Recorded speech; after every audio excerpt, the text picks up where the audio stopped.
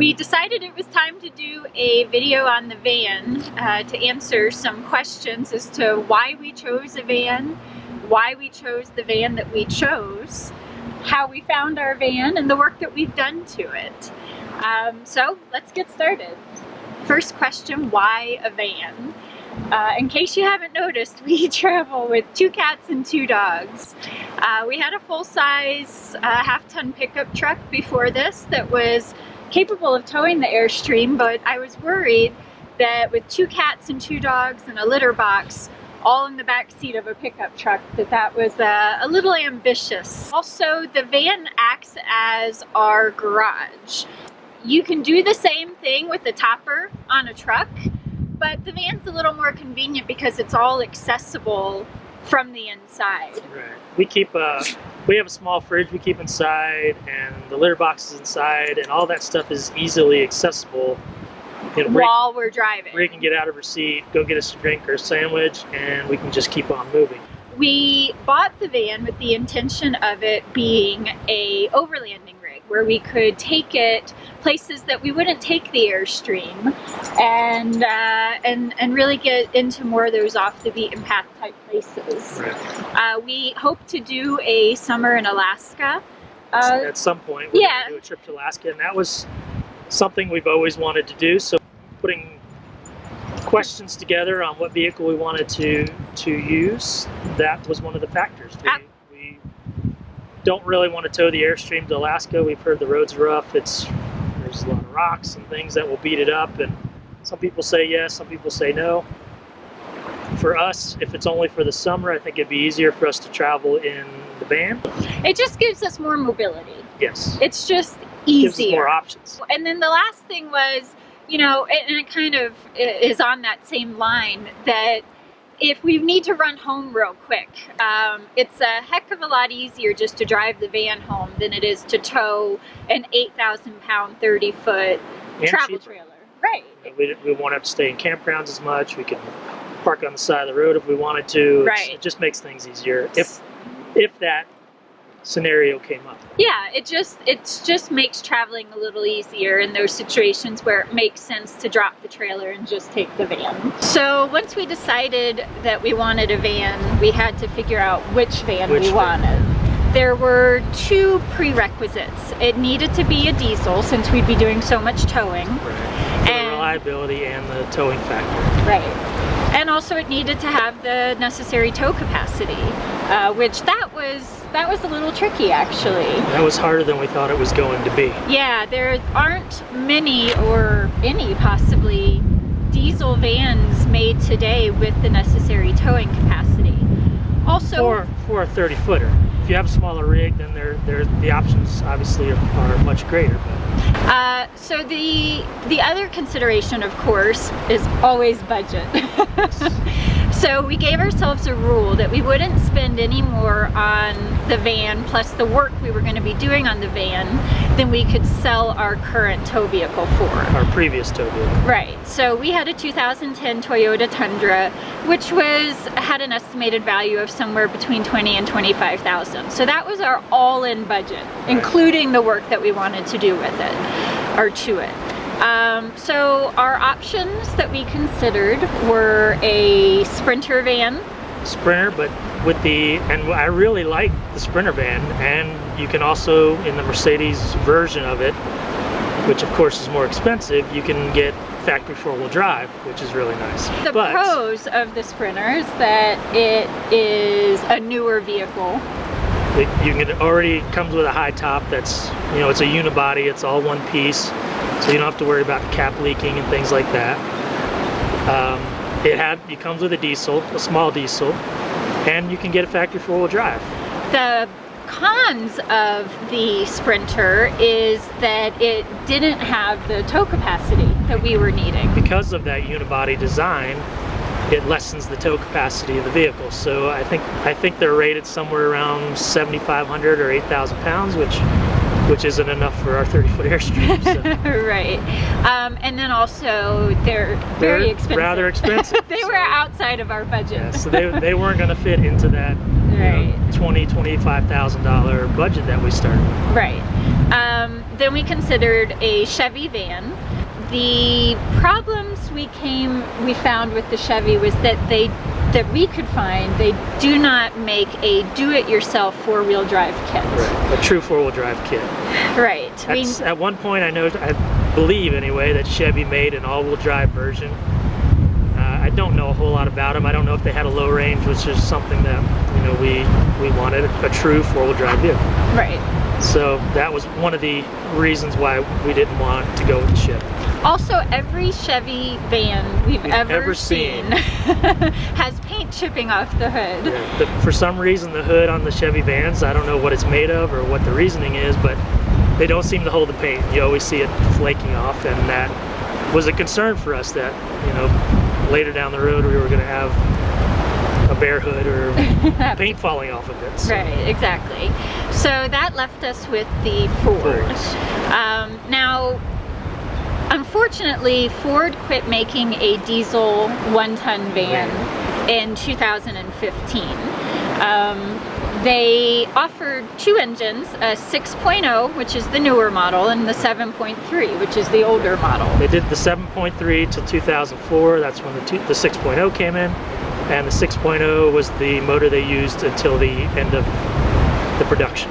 So the 6.0 we liked because it was newer, and we wanted a newer vehicle, less, it had less wear and tear on it. It would have less miles on it, and things like that. But the 6.0 diesel has more potential for problems. There were some issues with it. We don't need to go into that. If you're interested, just Google it. You'll find a ton of information on it. So that, for us, negated the 6.0. So that left us with the 7.3. It is an older van. Ours is a 2000. But it has the tried and true, proven 500,000 plus mile engine, and that sold us on it. I mean, that really came down to our only option too. I mean, there wasn't anything else out there that, unless we want to start looking at trucks. But if you wanted a van, that for us was our only option. It met all of the criteria. Our criteria. Right, exactly. It had the towing capacity, it was available in a diesel, it was within our budget. There was a do-it-yourself four-wheel drive kit you could buy for it. Super reliable, or at least has a reputation of being. It's a one-ton van, so it has more than enough towing capacity for what we're towing. So at the end of the day, it was just the van that made the most sense for us. There was a pretty limited inventory for what we needed. We searched high and low for a lower mile, which low miles for this van is considered 100,000 miles or less. So a low mile, clean, rust-free, or fairly rust-free van was very hard to come by. The low miles was really hard to come by. We actually searched the whole United States and we found a few out of state, and we really considered flying out. Either by the time that I called on them and was trying to make arrangements to get out there, they were sold, or it just didn't make financial sense to fly halfway across the country and then drive it all the way back to Florida and hope that it was what it said it was in the ad. So we ended up finding our van, believe it or not, 30 minutes from home. It was on a car lot in the middle of our national forest, which is in the middle of nowhere. We literally had 5 vehicles on this car lot. So it wasn't like 100% done deal, okay? So there are pros and cons. It checked off a lot of boxes. It was low miles. It was an E350, which is what we were looking for. It was low miles. Right. It was locally purchased in our hometown and lived its life there basically. We saw snow and any of the things that normally would cause major rust problems. Right. All the maintenance records were included. It had been taken care of. Had been well taken care of. Right. Which was a big thing for me, just to see those maintenance records is a huge deal. Also, it is the Chateau model. We weren't necessarily looking for the Chateau model. We were looking for anything.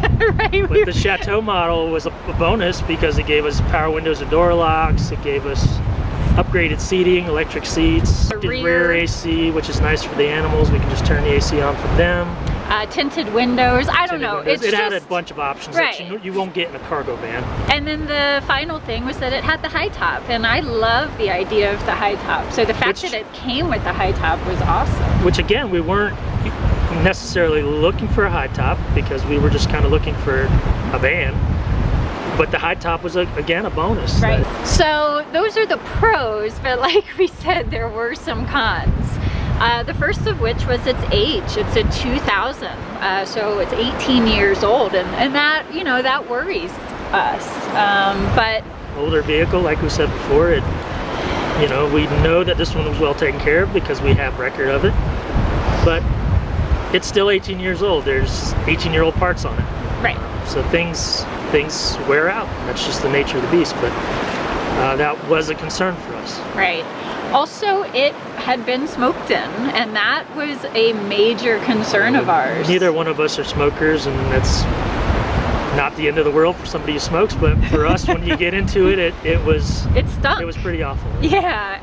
Also, it was a handicap accessible van, so it came with all of these accessories. It had a wheelchair ramp on it mounted underneath. It had horrible fiberglass running boards down the side. It had an electric motorized front seat, which passenger seat. It actually rotated 180 and lifted. degrees. That sounds like it's a cool thing, but it was this big clunky mechanism that controlled it, and it just wasn't something that we needed. Now, none of that's really that big of a deal because we just took it all out. The thing that we can't undo, as I'm sure you maybe noticed, is the doors, the barn doors, I guess you would say, have this weird cutout that's cut into the high top. And listen, I'm just gonna be honest, it was kind of... It was a little ugly. It's kind of ugly, yeah.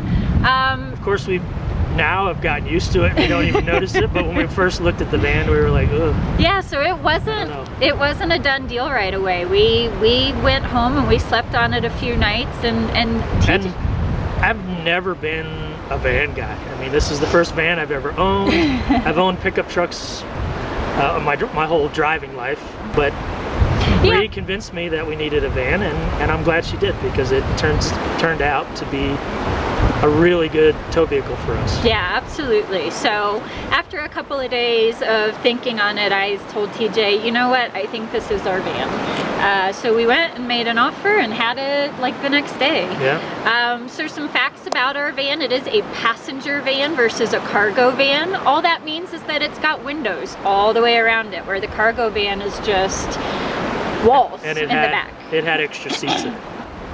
We were hoping to find a passenger van for visibility. I like the idea of having the windows back there so I can see the trailer, I can see traffic next to me and things like that. It's not 100% necessary. I mean, we would have made do if we didn't have the windows, but it is nice to have it there.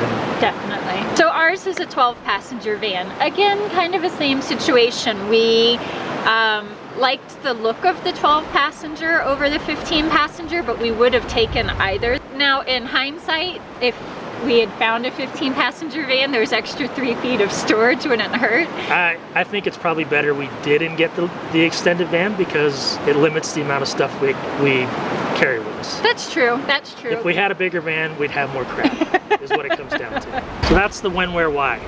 Exactly. So let's talk about what we've done to it since we've gotten it. Right. Well, the big thing is the 4-wheel drive conversion that we installed. It came from Ujoint Off-Road. Great company. Highly recommend them. Absolutely. They're no way affiliated with them, but they make a great kit. They've been super helpful. Anytime I have a question, I just shoot them a message and they get right back to us. They've been great. They were amazing through the build process, which was a pretty involved process. We found a 2004 F350 Dana 60 front axle. We found it on Facebook, purchased it, and I completely rebuilt it end to end, brakes to brakes, everything is basically brand new. In my opinion, that almost seemed more arduous than the van build. So that's the front axle. We installed an NP271 transfer case. Why we had it all apart, the weakest link in the truck or the van model year is the transmissions. They have a tendency to get hot. They put this little tiny cooler on them, and they tend to break down. The van came with an HD4R100 transmission, and while we had everything apart, we decided to have it built to handle the loads we'd be putting on it. I had installed a billet torque converter, a Trugger shift kit, and racing clutches, along with all the other necessary parts for a rebuild. We also installed a larger True Flow transmission cooler, which is key to these transmissions, is keeping them cool. And this True Flow tranny cooler does an excellent job. We have no issues with temperature, even in the mountains. We had custom drive shafts made and we installed them. Yep. And shortened the fuel tank because we added the length of the transfer case, which meant we had to cut and re-weld the fuel tank to make that fit.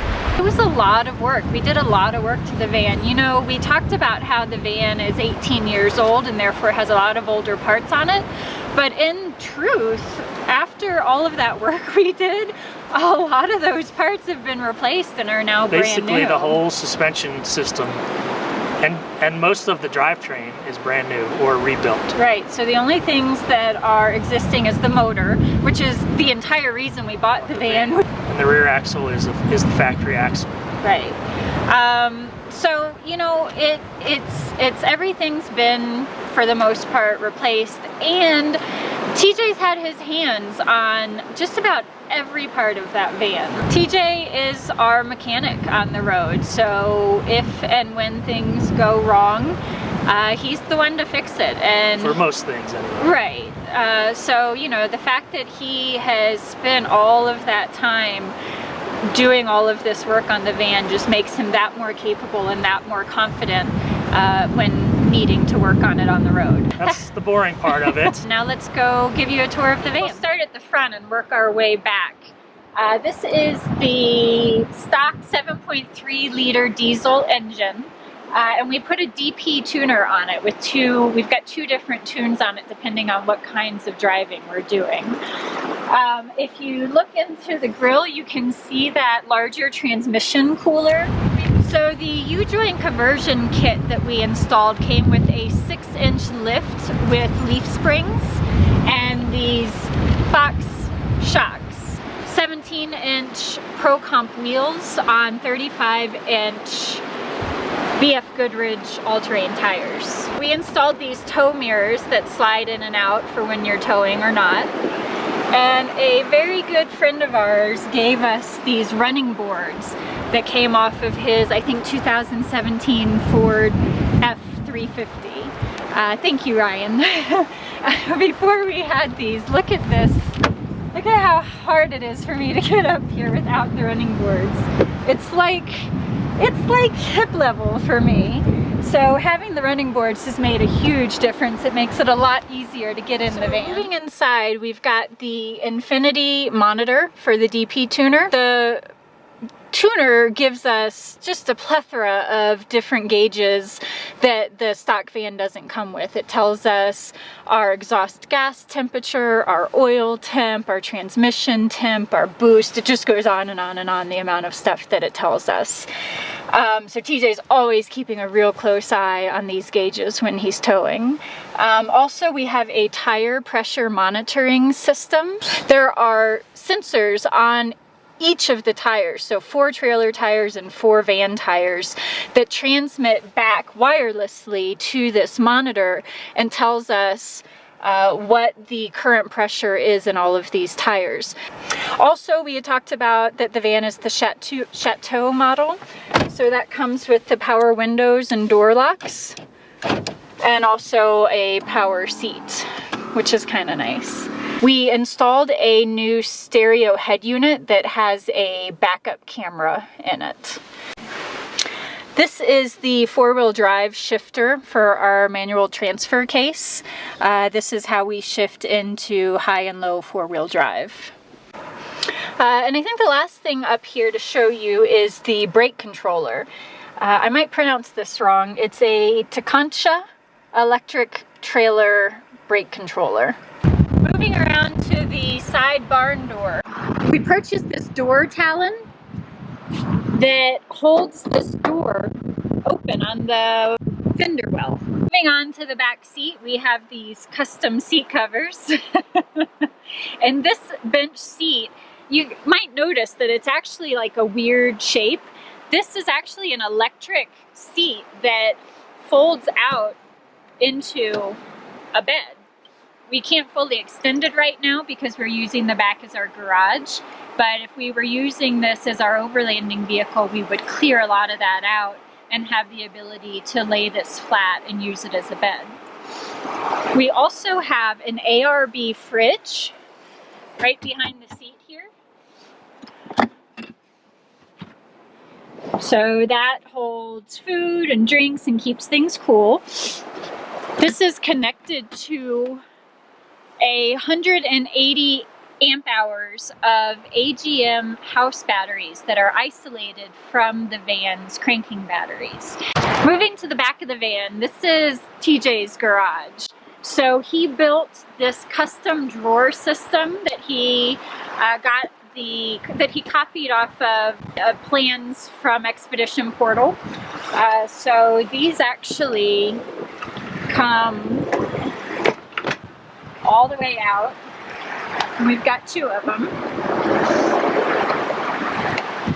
So just utilizing skateboard or rollerblade bearings, this drawer system holds a gigantic amount of tools and camping equipment. They do incredibly well for the amount of weight in them. They have these locking mechanisms, and we had these Yeti, they're actually bottle openers that we ended up using for the handles. We also did a slide for the bikes. So the bikes are fork mounted. We take the front tires off and they mount onto this slide and give us easy access to get them in and out. If they didn't slide in and out like this, they would be a nightmare to get in and out when we wanted to use them. We also have a control panel here. So there are multiple USB ports here and here. And then we also have a cigarette lighter adapter. And then we have a switch to some LED lights so that when it's dark and nighttime, we can see what we need to in the van easily. And that's on a switch here. As you can see, this is our garage. This is where we store the generator, all of the tools TJ needs. We've got our grill, an extra 5 gallons of diesel for emergency situations. It's currently being used to store the water hose and filter because we're boondocking and not on hookups right now. Yeah, it goes on and on. We've got our telescoping ladder in there. It's literally our garage. He's utilized every bit of space in this van. So we've got cable locks, we've got a snake over here. He's utilized some boxes for miscellaneous storage of nuts and bolts and loops and drill bits and just everything. This is almost sort of like a workbench, if you will. So that's the van. I hope you guys have enjoyed our tour, and I hope we've answered a lot of your questions. That said, you may have questions that we didn't answer, and if things we didn't show that maybe you wanted to see that we just didn't even think about. But yeah, we tried to be as thorough as possible, but I'm sure we missed some stuff. So if you do have any questions or want to know more, by all means, let us know. You can leave us a comment. Leave us a comment below and under the video, or you can message us on Facebook. Yeah, we'd like to kind of open this up to maybe a Q&A. If you guys have questions, let us know, and we'd be happy to answer them and show you whatever it is you're wanting to see. So hope you've enjoyed the video. If you have, give us a thumbs up. And if you want to follow along with us, make sure you subscribe. Thanks, guys. Bye. Bye.